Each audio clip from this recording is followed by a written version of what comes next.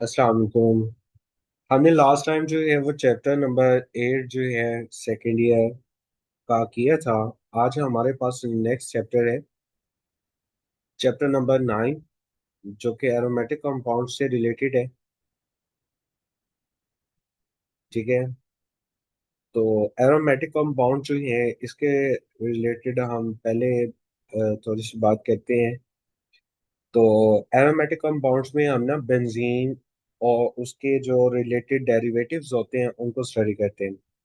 अभी एक क्यों साइंटिस्ट था, वो इसके ऊपर वर्क कर रहा था। इसका स्ट्रक्चर जो है वो 40 साल तक जो है ना प्रॉब्लम का बायस बना रहा कि 40 साल तक जो है वो साइंटिस्ट बेंजीन का स्ट्रक्चर नहीं बना पाए।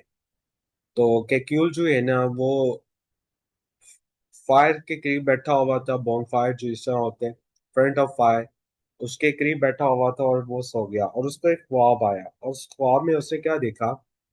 आई dreamed about the chains of atoms in form of twisting snakes. कि एक स्नेक है वो क्या कर रहे हैं, सर्कुलर फॉर्म में मूव कर रहे हैं। और one of snake caught hold of its on tail forming a whirling ring. कि वो जो स्नेक है ना उसमें से एक स्नेक जो है वो क्या कर रहा है, वो अपनी टेल को जो है वो काट रहा है और वो एक रिंग की शक्ल बना रहा है। तो फिर केक्यूल अवोक, उस वो था फ्रेशली इंस्पायर्ड, वो इस ड्रीम से इंस्पायर हुआ और फिर उसने इसके ऊपर काम किया और इसने एक अपना फेमस हाइपोथेसिस बनाया और इस तरह से फिर बेंजीन जो है ना इसका स्ट्रक्चर जो है वो बना लिया गया और इसने इसको अपनी स्ट्रक्चर को एक्सप्लेन भी किया केक्यूल ने। अब सबसे पहले इंट्रोडक्शन की बात करते हैं कि हमारे पास एरोमेटिक कंपाउंड्स होते क्या हैं। अब ये द टर्म एरोमेटिक कंपाउंड्स जो है ना, ये ड्राइव्ड हुई है ग्रीक वर्ड अरोमा से, जिसका मतलब है fragrant. These compounds have low hydrogen to carbon ratio. इन कंपाउंड्स में हाइड्रोजन टू कार्बन रेशियो कम होती है। इनका in their molecular formula and have characteristic odor. However, it was soon realized that many aromatic compounds are odorless, whereas many others are fragrant through they are not aromatic. तो पहले जो है ना aromatic compound जो है, क्योंकि ये word Greek letter से निकला था एरोमेटिक, जिसका जो कि क्या था, अरोमा। अरोमा का मतलब होता है फ्रेगनेंट, स्वीट स्मेल। ठीक है, या जो है वो प्लेजेंट अडोर हम कहते हैं। तो ये समझा जाता था कि एरोमेटिक कंपाउंड जो हैं वो ऐसे कंपाउंड्स होते हैं जिनकी स्वीट स्मेल होती है। लेकिन बाद में जो है वो इस चीज को रियलाइज किया गया कि कुछ ऑर्गेन एरोमेटिक कंपाउंड जो है वो इस तरह के भी ड्राइव्ड हुए जो कि अडोरलेस थे, यानी उनकी कोई स्मेल नहीं थी। और कुछ ऐसे भी कंपाउंड, फ्रेगनेंट खुशबूदार कंपाउंड्स डिस्कवर हुए जो कि एरोमेटिक कंपाउंड ही नहीं थे। तो फिर ये बात जो है इसको रिजेक्ट कर दिया गया। फॉर्थर, when aromatic compounds of higher molecular mass were subjected to various methods of degradation, they often produce benzene or derivatives of benzene. तो ये बात फिर जो है वो नतीजा निकाला गया कि जो एरोमेटिक कंपाउंड्स होते हैं ना उनमें क्या होते हैं, एक 6 कार्बन यूनिट होते हैं इन देयर मॉलिक्यूल्स, जैसा कि बेंजीन है, टोलीन है, नेफ्थलीन है, बाइफेनाइल है, कि इनमें एटलीस्ट वन बेंजीन रिंग मौजूद होते हैं। The benzene is the simplest and the parent member of this class of compound. But few examples of aromatic compounds are given below. अब ये हमारे पास कुछ एरोमेटिक कंपाउंड्स के एग्जांपल हैं, जैसे कि ये बेंजीन है, नेफ्थलीन है, टोलीन है और बाइफेनाइल है। और इनका सिंपलेस्ट मेंबर जो है वो क्या कहा जाते हैं, बेंजीन, जिसका फॉर्मूला क्या होता है, C6H6। अगर हम इसकी क्लासिफिकेशन की बात करें तो benzene has a regular planar hexagonal structure. Benzene जो है इसका 6 कोनों वाला स्ट्रक्चर होता है। बेंजीन रिंग की बेस पे एरोमेटिक कंपाउंड्स को हम दो टाइप्स में क्लासिफाइड करते हैं, मोनोसाइक्लिक और पॉलीसाइक्लिक एरोमेटिक कंपाउंड्स। तो पहले हम मोनोसाइक्लिक एरोमेटिक कंपाउंड्स को पढ़ते हैं कि ये क्या होते हैं। The aromatic compounds which have only one benzene ring in their molecule. कैसे एरोमेटिक कंपाउंड जिनमें बेंजीन रिंग सिर्फ और सिर्फ कितने होते हैं, वन। तो ऐसे एरोमेटिक कंपाउंड्स को हम कहते हैं मोनोसाइक्लिक एरोमेटिक कंपाउंड, जैसा कि बेंजीन है, टोलीन है, फिनॉल है, NH2 ग्रुप लगा हो तो एनालीन कहते हैं, COOH लगा हो तो बेंजोइक एसिड कहते हैं, CHO लगा हो तो बेंजल्डिहाइड कहते हैं, और SO3H लगा हो ग्रुप तो हम उसे बेंजीन सल्फोनिक एसिड कहते हैं। आप अगर देखें इन सब में एक बेंजीन रिंग है इन सब कंपाउंड में, तो इस वजह से हम इन सब कंपाउंड को क्या कहेंगे, मोनोसाइक्लिक एरोमेटिक कंपाउंड। अब अगर हम पॉलीसाइक्लिक एरोमेटिक कंपाउंड्स की बात करें, पॉली का मतलब होता है ज्यादा, साइक्लिक मीन रिंग्स, तो ऐसे कंपाउंड जिनमें दो या दो से ज्यादा बेंजीन रिंग होंगे तो उन्हें हम पॉलीसाइक्लिक एरोमेटिक कंपाउंड्स कहेंगे। अब ये पॉलीसाइक्लिक एरोमेटिक कंपाउंड जो है ना, इनको आगे हम फर्दर दो क्लासेस में क्लासिफाइड करते हैं। एक हमारे पास आते हैं आइसोलेटेड रिंग एरोमेटिक कंपाउंड, एक आते हैं आइसोलेटेड रिंग एरोमेटिक कंपाउंड, और एक आते हैं फ्यूज रिंग पॉलीसाइक्लिक कंपाउंड। अब आइसोलेटेड रिंग एरोमेटिक कंपाउंड्स की बात करें तो इनमें रिंग बेंजीन के जो हैं वो एक से ज्यादा ही होंगे, लेकिन वो आपस में जुड़े नहीं होंगे, वो बॉन्ड के जरिए जुड़े होंगे, फ्यूज नहीं होंगे आपस में। The polycyclic compound containing isolated benzene ring in them are called isolated polycyclic compound. जैसा कि हमारे पास ये एक एग्जांपल है बाइफेनाइल, और ये एक एग्जांपल है डाइफेनाइल मीथेन। तो ये आइसोलेटेड रिंग एरोमेटिक कंपाउंड्स हैं। और अगर बेंजीन रिंग आपस में फ्यूज्ड हो तो वो हमारे पास कहलाएंगे फ्यूज पॉलीसाइक्लिक कंपाउंड। जैसा कि हमारे पास ये एग्जांपल है नेफ्थलीन, फेनेंथ्रीन और एंथ्रासीन। तो ये हमारे पास जो है वो कुछ एरोमेटिक कंपाउंड्स हैं जो कि क्या हैं, पॉलीसाइक्लिक हैं, जो कि आइसोलेटेड और फ्यूज। आगे हमारे पास ये नोमेनक्लेचर आ जाते हैं कि हम इन एरोमेटिक कंपाउंड्स को नाम कैसे देते हैं। कि जो नाम है ना, अगर हमारे पास बेंजीन रिंग है तो कुछ कंपाउंड्स उसमें जब एक ग्रुप लगा होगा तो वो मोनो सब्स्टिट्यूएंट ग्रुप कहलाएगा। तो अगर वन सब्स्टिट्यूएंट हो तो उस उसको हम कैसे नाम देंगे, हम सिंपली नाम देते हैं कि वो जो सब्स्टिट्यूएंट होगा ना, हमने उसका नाम लिखने और साथ में बेंजीन वर्ड जो है ना उसके लास्ट पे ऐड कर देना। जैसा कि देखें ये एथाइल ग्रुप लगा हुआ है तो हमने लिख दिया एथाइल, ठीक है, और साथ में ये क्या है, बेंजीन, तो हमने नाम इसको दे दिया एथाइल बेंजीन। अब अगर इस ग्रुप को देखें तो ये टर्शी ब्यूटाइल ग्रुप है, और ये क्या है, बेंजीन, तो हम इसे कहेंगे टर्शी ब्यूटाइल बेंजीन। अब ये ग्रुप जो है क्लोरो है, और ये बेंजीन, तो हम इसे कहेंगे क्लोरो बेंजीन। इसी तरह जो है हमारे पास ये मिथाइल बेंजीन है, हाइड्रोक्सी बेंजीन है, अमाइनो बेंजीन है, ये इनके कॉमन नेम है। लेकिन कुछ कंपाउंड्स जो है ना उनके स्पेसिफिक नेम भी होते हैं। जैसा कि ये CH3 है ना, अगर ये ग्रुप लगा हो बेंजीन पे, जब भी आपके सामने ये कंपाउंड आए रिंग में जिसमें CH3 ग्रुप लगा हो, तो हम इसको ये स्पेशल नेम देते हैं जो कि क्या है, टॉलीन है। इसी तरह OH आए तो उसको हम फिनॉल कहते हैं, NH2 आए तो हम एनालीन कहते हैं। इसी तरह भी आपने लास्ट पे पीछे मोनोसाइक्लिक उसमें कंपाउंड्स देखे कि COOH आए तो हम उसे क्या कहते हैं, बेंजोइक एसिड। तो इसी तरह आपने एग्जांपल देखी SO3H जो है लगा हो तो बेंजीन सल्फोनिक एसिड कहते हैं, SHO लगा हो तो वो हमारे पास क्या होते हैं, बेंजल्डिहाइड। NH2 लगे हैं तो एनालीन। तो ये भी हमारे पास स्पेसिफिक नेम्स वाले जो हैं वो बेंजीन के डेरिवेटिव्स हैं। ठीक है, जिस तरह ये यहाँ पे भी हमने लिखा हुआ है, एग्जाम्पल दिए कि जैसे CH3 है तो इसको हम टोलीन कहेंगे, OH है तो फिनॉल कहेंगे, NH2 है एनालीन, COOH है तो बेंजोइक एसिड, इसी तरह CHO है तो उसे हम बेंजल्डिहाइड कहेंगे।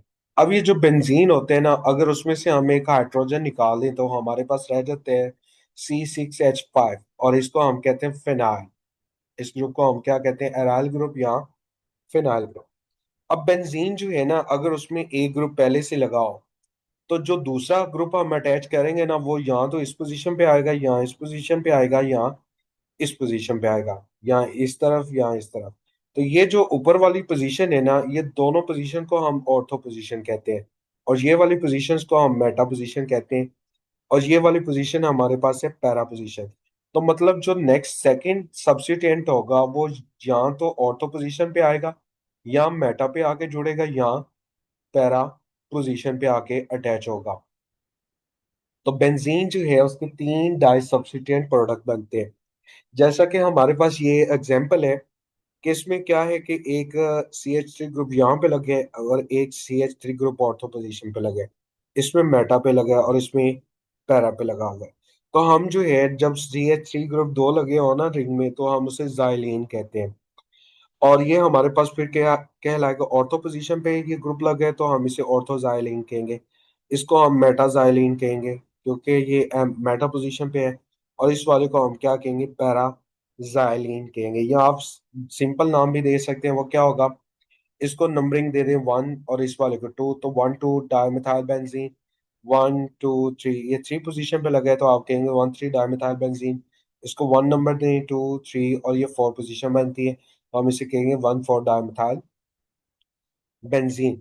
अब ये जो जाइलीन है ना, ये वाइट बोर्ड मार्कर्स होते हैं ना, उसके इंक में इस्तेमाल होती है, होती थी।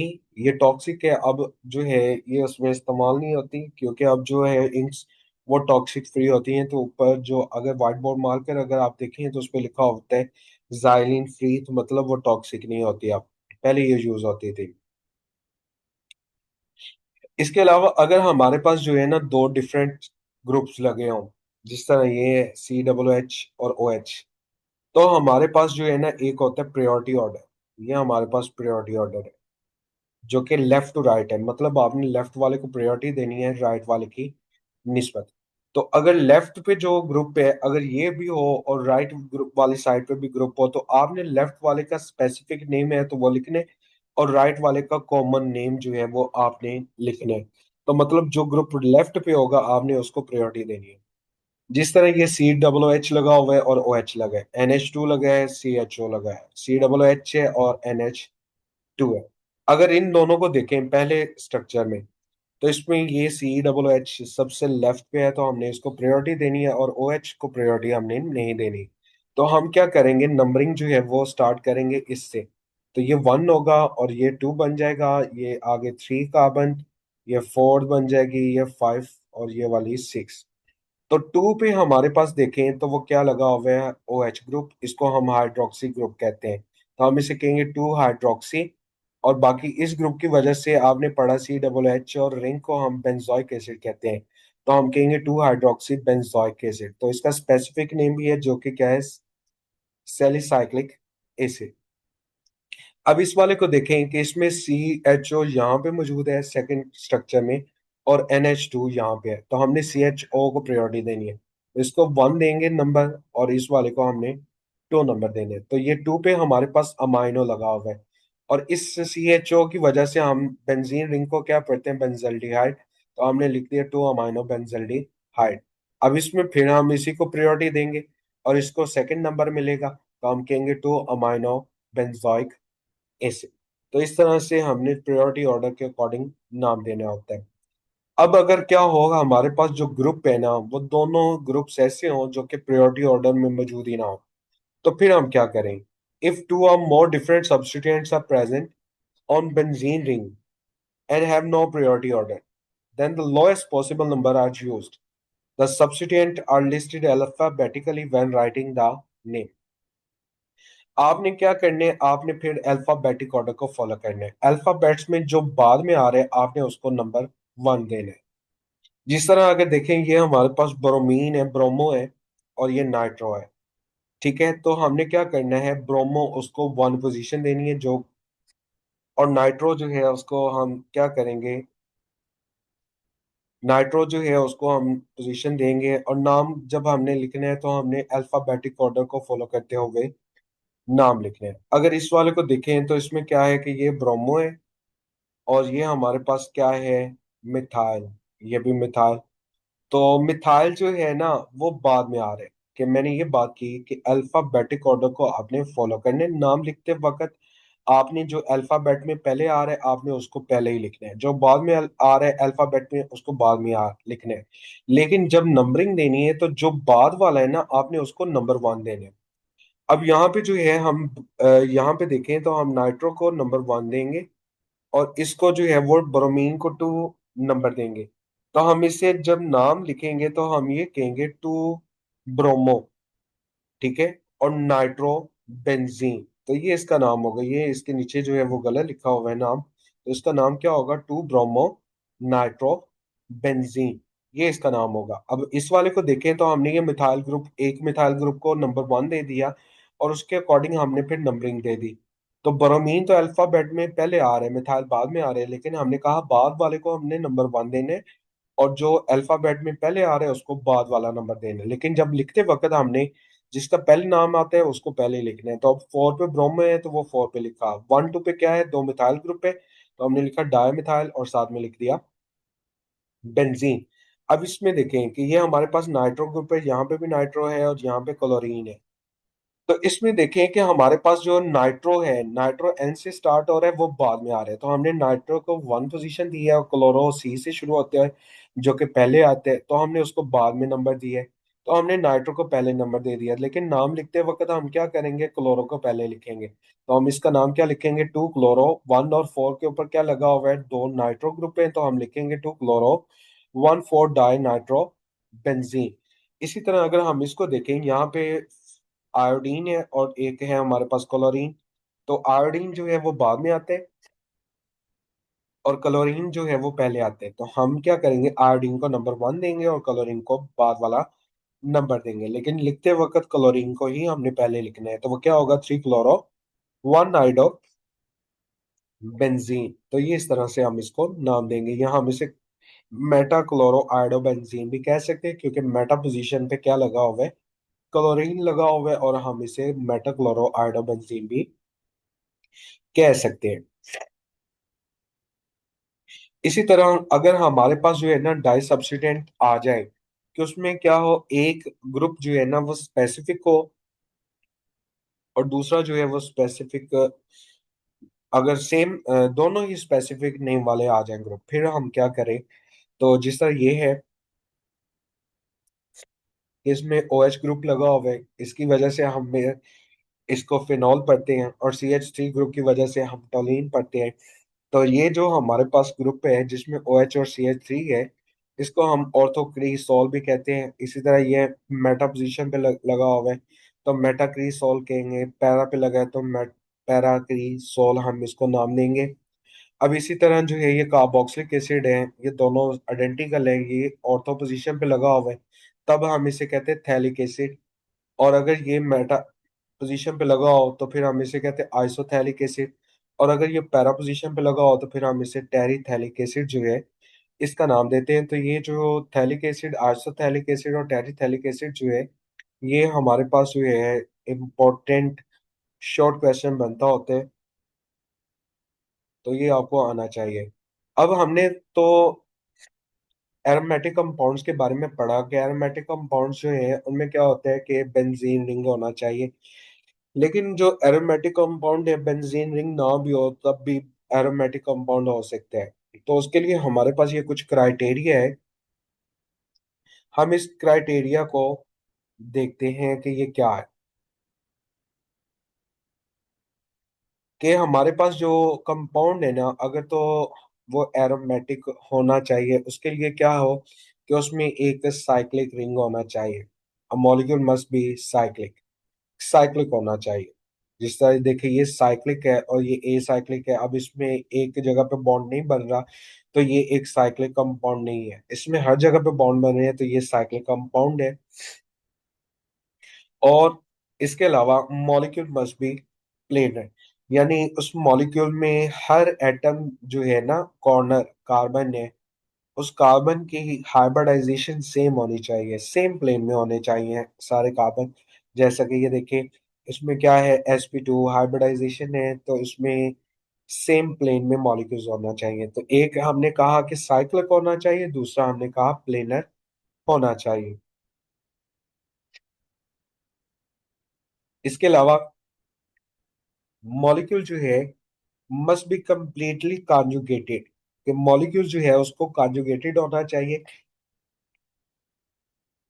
कॉन्जुगेटेड जो है इसका मतलब क्या है, कि कॉन्जुगेट की का मतलब है कि बेंजीन रिंग में या उस कंपाउंड का जो रिंग होगा, तो हमने ये कहा कि कॉन्जुगेटेड जो है ना, कॉन्जुगेटेड का मतलब क्या है कि उसमें ये जो पाई बॉन्ड है ना, ये डीलोकलाइज होने चाहिए, यानी ये इलेक्ट्रॉन्स इसके यहाँ पे शिफ्ट हो जाएं, ये वाले पाई बॉन्ड के इलेक्ट्रॉन जो हैं वो यहाँ पे शिफ्ट हो जाएं। इसी तरह ये वाले पाई बॉन्ड के इलेक्ट्रॉन जो हैं वो इजीली यहाँ पे शिफ्ट हो जाएं। तो ये कॉन्जुगेशन कहलाते हैं। ठीक है, यहाँ पे ये, यहाँ आप कह लें कि इसमें क्या, और ट्रिपल बॉन्ड, डबल बॉन्ड और सिंगल बॉन्ड अल्टरनेटिवली मौजूद हों तो उसको हम कॉन्जुगेटेड रिंग कहते हैं। ठीक है, कि डबल बॉन्ड के बाद सिंगल बॉन्ड हो, डबल बॉन्ड के बाद सिंगल बॉन्ड हो, डबल बॉन्ड के बाद सिंगल बॉन्ड हो, तो ये कॉन्जुगेशन होती है।